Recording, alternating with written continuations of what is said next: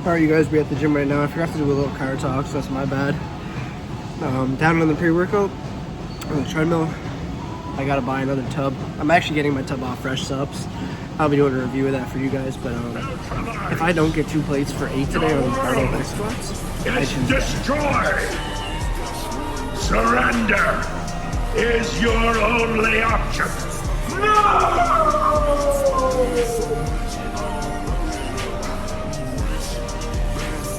I choose death!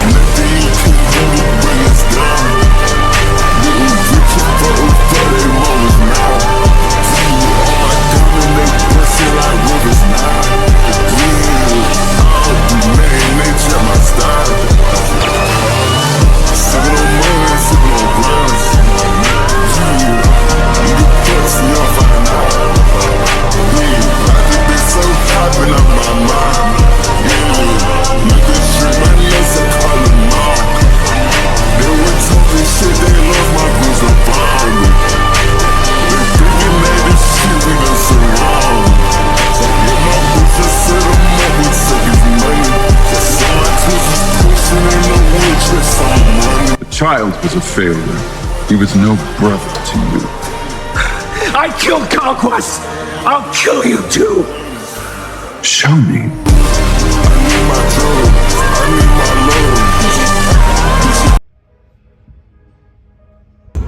Alright, y'all, so my phone died. That's on me. I'm sorry, you guys. I should have had it fully charged. So I didn't get to record the whole leg day, but at least we got a bit of the pump in there. Honestly, because I'm still super sick, the strength was not there today. Completely gone. And it's funny because I just said in my last vlog that I'm stronger when I'm sick because I know how to eat. Okay, Macro Factor Workouts is bugging. It keeps bringing me back on the app when I'm recording. Jeff Nippert, bro, do better. I'm about to delete the fucking app. It's actually pissing me off. But, yeah, strength was gone. I think it's just because I'm really sick. I'm not this sick when I still hit the gym. So, I don't know, but... anyways, I think I'm gonna wrap up the vlog here. There's nothing going on for yep, you're done. I just fucking deleted the app. You're done. Oh my god, that was so annoying, bro. Every like 10 seconds it just kept bringing me back on the app. What are we doing? Anyways, this is not optimal for my cortisol, especially when I'm sick. Temper's quick, but I'm still nice, so it's alright. But yeah, anyways, I think I'm wrapping up the vlog here. I just wanted to get out 5 uploads, or 5 days in a row of uploads. Don't worry though, the vlogs are going to be more peak soon. I just wait till I'm not sick and for the summer to start. That's when they're going to start getting peak. But if I went to the gym sick, what's your excuse, right? Go hit the gym, you guys. It's not that deep. It's an hour out of your day. My workout was like 59 minutes, I think it was. Go hit the gym. Stay strong, yeah. Alright, y'all, I totally lied. The vlog is not over yet. There was a purge called. My target is working at the mall until 8 at 7:40. Let's go slime her out. I'm afraid! Alright? Right, you wanna hear me say it? You wanna break me down? Alright, I'm afraid! For the first time in my life, I'm afraid.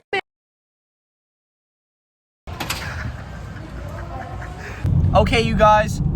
This is my buddy Kale. And we didn't fucking get her. I was so close like 3 times. We did a little past the speed limit. Just a little bit. Okay? Just a little bit. Just a tad bit. Because I got to the mall. I was hiding behind the perfect corner. And instead of having my camera out recording, I was checking her location. And then I peek my head around the corner. And there she's just sitting there. She's like this. She literally looks like a lost puppy. She's like... and then I'm like, oh shit. So I go to get my camera out, and she's like, she's backing up slowly, like she's about to get shot with a fucking AK-47. She's backing up slowly with her hands in the air. She's like, no, no, no. And then she bolts her head around, and her friend standing there that works with her, and her friend opens the door, then she runs in the door, and then she's standing there, and I'm like looking at her. I'm like, I don't got nowhere to be. She's like, you can't come in here, you can't come in here. And I was like, bro, I'm not going in. When did I say I was going in there? And she's like, well, you didn't. And I was like, exactly, because I'm not. I'm just going to wait for you. And I was like, you can't wait in there forever. And she was like, I never said I was gonna. Oh, man. And then she left in her friend's car before I could get her.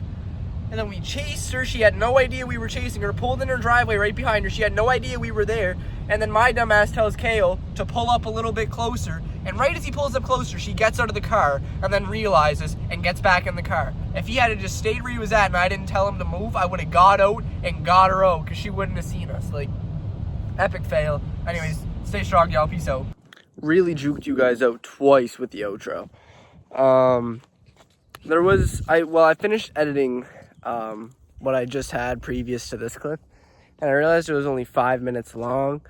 So I was, Bailey, no, you cannot pee on somebody's grave. Get over here. Stop it. You are not Travis and Kanye. Piss on your grave. If you get it, you get it. If you don't, you don't. But, no, Bailey, do not.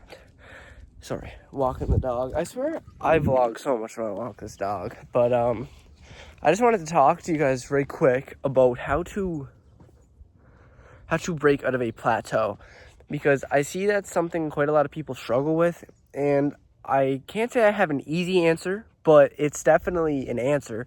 And and I'm not trying to say, like, if you do what I tell you to do, then you're gonna grow, but if you do what I tell you to do, then you're gonna break out of the plateau. Most people end up in plateaus because they've been doing the same exercise for a set amount of time, and you might notice after a few weeks you stop progressing on that exercise as much as you did when you first started. And just to say right now, that is completely normal, and that is not because of something you are or you aren't doing. That's because of your body's neural adaptations to the exercise. So to put it in simple terms, I'm trying to think of a metaphor I could use, but I'll just explain it. When you do an exercise for the very first time, your body's like, whoa, what the fuck is this? What are we doing right now? And they're like, your body's just so confused as to what it's doing. So you're a little weak. Well, you're a little weak on it compared to a few weeks after, because the first day you do it, like I said, your body's just like, whoa, what the fuck is this? I have to get used to this now. So you do it the first time, you do it the second time. Whoa, big jump compared to the first time doing the exercise and the second time doing the exercise. Whoa, big jump, second time to the third time. And that will keep up for quite a bit, because that's just your body getting more and more used to the exercise, your neural adaptations to the exercise. And after, I'd say, for me anyways, that's after a month and a half-ish, where the progress starts to really slow down, or the progressive overload starts to really slow down on said exercise. And it's completely normal. Like I said, it's natural. It happens to everybody. But this is when a lot of people start saying, well, I must have stopped building muscle. I must be getting weaker now, aka their plateau. And a few simple tips I can give for this. One is definitely don't stress it too much, because then what you're going to do is you're going to end up switching to a different exercise that hits the same target muscle group right when you stop progressing. And that is the biggest mistake you can make, the biggest mistake. Because now that your body is fully used to that exercise, and now you're pushing the weight or pulling the weight that you can actually do, this is when the real gains come in. So make sure that you don't switch exercises too soon. Do it for a prolonged period of time to get the best gains out of it. Next, eating. This isn't, well, I shouldn't say this isn't going to make a huge difference, because it is. But what I mean by that is, if you stop progressing and then, like, you think by eating like an animal, you're just going to progress by like 4 reps the next week. No, that's not true. If you want to go in a dirty bulk and put on fat instead of muscle, then yeah, sure, you'll progress on that because you're putting more weight onto your body. But I guess what my point is with eating is just ensuring that you're hitting your protein and your carbs. Your fats don't matter as much, because you only need 0.2 to 0.3 grams of your body weight in pounds a day worth of fat. So for me, at 145 pounds, that would look like between like 30 and 50 grams of fat a day, I believe. And if you think about it, and I think it was Elijah Mundy that explained this, and he did a really good job of explaining this. If you hit, let's say your maintenance calories is 2,900 and your idea of a bulk is 3,300, right? Let's say you hit 2,900, smashed your protein, smashed your carbs, but you have a lot of fat remaining left, right? And unnecessary fat that your body does not need. Do you really think that by filling in those extra 400 calories worth of fat is going to contribute to muscle growth? I don't think so. No, I don't think so. I know so. Because does fat build muscle? No, it does not. Okay? You go in the gym, you work out, you give your muscles the stimulus to grow, you fill your body with carbs and protein, bang. That is what fuels your muscles and actually makes them grow. Your fat does not. So, what I mean by eating correctly is just hitting your protein, hitting your carbs. If you're not doing that, then that's definitely going to take a huge toll on your lifting progress and how much gains you can make in a set amount of time. That is one thing. Another big thing is sleep, 7 to 9 hours. I definitely slack on this. I'm usually on the 7-hour end, which I don't think is enough for me personally. I think I would benefit the most from 8 to 9 hours. So that's definitely something I have to start not looking into, just doing more, being more consistent at, is sleeping. And what's one last super useful tip I could give you guys to ensure that you start progressing more and break out of that plateau? Actually, I'm going to give you 2 more. Form standardization. If you have shitty form and you stop progressing, I guarantee you that's why. Because if you have shitty form, then you're never going to be able to do the exercise the exact same for every single rep. Because if your form is not good, that means it is different every single rep that you do. I know this because I used to have horrible form on lat pull downs and my range of motion was different every single time. Now I fixed my form. I believe I have pretty good form on it now. And now now every rep looks the exact same.